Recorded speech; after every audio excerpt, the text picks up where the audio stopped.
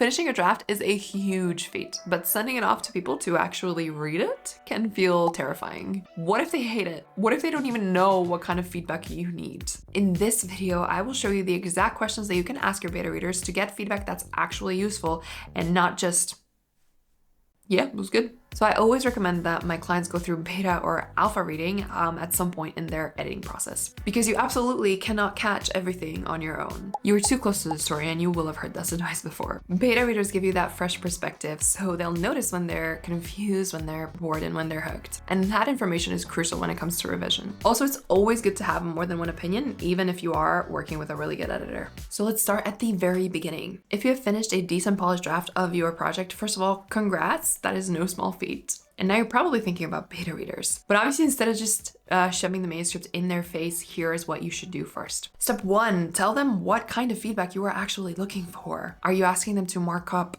grammar and typos? Or do you just want big picture feedback on characters, pacing, and the story? If you don't say anything, they might just default to grammar and typos because that's easy. But that's not usually what you need at this stage after finishing an early draft. Step 2 is don't be afraid to point out the areas that you are actually insecure about. If there's a chapter that you don't vibe with or a character that feels weak, let them know that you would love for them to keep an eye on that. It makes their job easier and it makes your feedback a lot more specific. Just a quick note before we dive into the questions. Every project is different. These questions are not one size fits all. You can use them as a starting point, but make sure that you are also asking about the things that you are genuinely wondering about. Like, did this subplot actually land? Or do the people ship the romantic pairing the way that you want them to? Or did they even notice that one section that you were worried is a little weak? The best feedback you will ever get is the kind that answers the questions that are already kind of bubbling up in your head. So let's start with first impressions. These are the gut reactions that tell you how your story lands as a whole. You want to know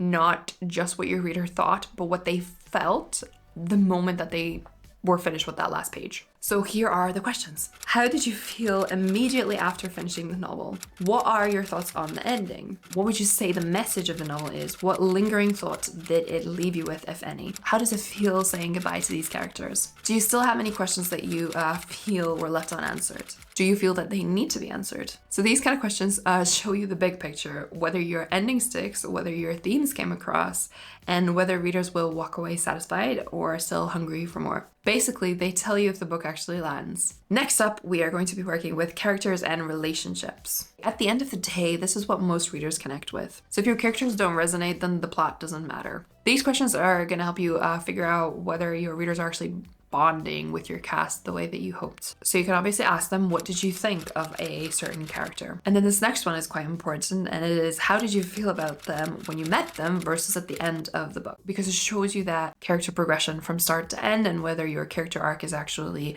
landing with your readers. And you can also ask them who was your favorite character and why, and who was your least favorite character and why. And this will reveal a lot of surprising truths. I can say that from experience. The next question is, what were your thoughts about the narrators and their voices? Did you find them engaging, confusing, unlikable, or unrelatable, or likable or relatable? This is a really good spot to just see whether your characters or your narrative characters are all kind of sounding the same, or if there's enough difference that your readers picked up on it and liked hearing, different perspectives of the story, especially if you are writing in multiple point of views. Then you can also ask them specifically, what did you think about the relationship between several characters? Because you might find that your romantic subplot is just not landing and doesn't have any chemistry. And that's a really good thing to know, especially if you are writing a romantasy or a romance or something like that. And the last question that I would recommend is asking, are there any characters that you wish would have had more scenes together? Because this can also be quite telling in which of the characters actually have chemistry together, even if it's not like, romantic chemistry, but like conflict or something like that. It really works well if you just ask your readers and see what their fan favorite type of interaction is. So character questions like these will show you who's really standing out, who might need more development, which of those dynamics those readers are hungry for. Basically, they will help you see and test whether your characters are living, breathing people, or if they still feel a little bit flat on the page. And finally, let's talk about plot pacing and prose. This is where you dig into the mechanics of it all. So how things move and whether your writing style keeps the readers hooked. So here are the questions that I would recommend for that section. Do you wish anything in the novel would have played out differently? Because this is gonna show you an interesting thing where, you know, sometimes as readers, we read something and we think, oh God, I hate that ending. I really wish that, you know, something else had happened, or like I'm really disappointed with how that played out. And this is a really good way to gauge whether your readers will feel the same way or whether they understand why you ended things the way that you did. It's a really good way to figure out if people are actually grasping the fact that your story was told the way that it was meant to be told, or whether, you know, there's room for improvement. Is there anything that you wanted to know or hear more about? So this is, again, just good to gauge audience interest, especially if you're writing a book series of several books, then you can know what other content you can dive into in other books. Is there anything that you could have done with knowing less about? Again, if you drone on about something that readers don't care about, that's really good to know. Did you find the book dragging in any place or struggled through any specific chapters? So this tells you about your pacing and whether there's anything that's like really boring. Was there anything in the book that didn't make sense to you? So this one is really good to figure out whether you're clearly explaining everything or all of your readers are just like not following your thread.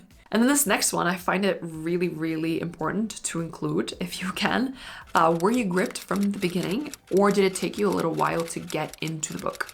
If you were gripped, what was it about the beginning that you found intriguing? And if you weren't gripped, what would you have done differently? Next is, do you have any thoughts on the writing style? So this is where they can tell you whether, you know, your words are super pleasant to read or whether it felt a little static or robotic or something like that. And lastly, of course, you want to give them kind of a free play section where they can just dump their thoughts out, and you ask them, do you have any other opinions on the book that you think would be helpful for me to know? So these questions will give you clarity on the readability of your story. You'll see where it flows and where it drags, and whether the structure makes sense, and whether the book is actually engaging. It's also a really good spot for readers to point out your logistical shortcomings. And that's it. Those are the questions that will give you real actionable feedback from your readers. So without a framework like this, you will usually get responses that were just like, yeah, I liked it. And that's not really helpful when you're trying to actually improve your draft. So just to let you know, I will have these questions in the description box or in a pinned comment or something, and you could just kind of copy paste these to save it in a document somewhere. Now, I would love to hear from you. What is a question that you would ask your beta readers? Or if you've been a beta reader before, what's the most helpful question that a beta reader has asked you? Drop your answers in the comments because they might be really helpful to other authors. And if you found this video useful, make sure that you are subscribed to my free newsletter. That's where I share even more writing advice, resources, and behind the scenes and thoughts that don't always necessarily make it to YouTube. You'll find a link for this also in the description. And hey, if you are still in the middle of writing your first draft and you're not quite ready for beta readers yet, my 3-course bundle is designed to help you get that draft finished with a lot less stress and way more confidence. You can check those out down below too. But until next time, trust your heart and the words will come. Beta readers, beta readers, sorry. Scottish is coming. And that information is crucial. I'm sorry. Why does it come so easily to me? Why can I speak in Scottish and I can't do it in an American accent? You're too close to the story. I can even say the story. Have I just discovered how not to stutter? Oh.